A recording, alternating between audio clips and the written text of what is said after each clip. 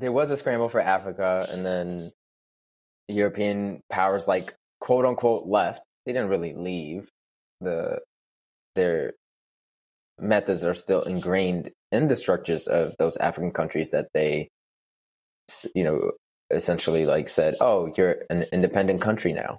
And these are young countries, man. We're talking like 50s, 60s, right? For most of these countries that came into independence.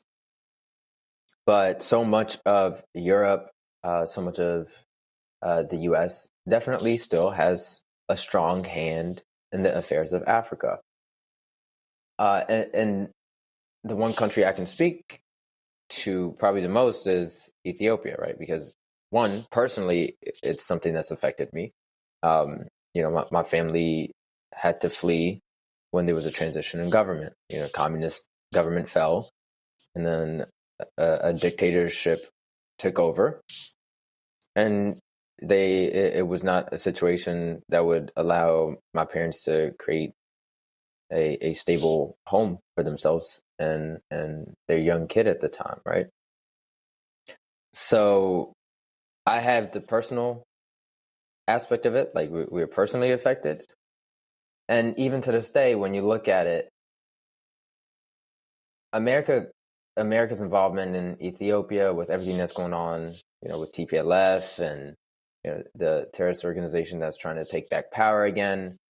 They're trying to like strong arm the government into accepting peace with a terrorist organization, things like that.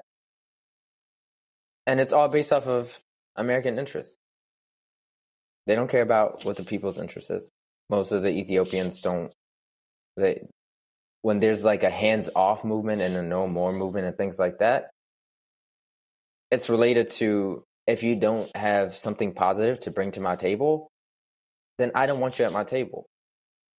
It's like in your personal life. If somebody is not bringing positive energy towards your life, it is totally within your power. It's within your right to say, hey, I'm good. Just let me be. But they do it in a way that they'll try to choke out the economy of countries if they're not doing, the things that they want to do. They'll kick them out of economic agreements and things like that, and try to force them into a decision. Now, I have my own personal views on that, and I'll expand on this at a later time when the time is right. But really, those are the effects of imperialism that I have seen and still continue to see to this day. It's, if you're not playing by the American rules, then they're going to try to find a way to make you pay the price. And that includes possibly destroying your country. Yeah.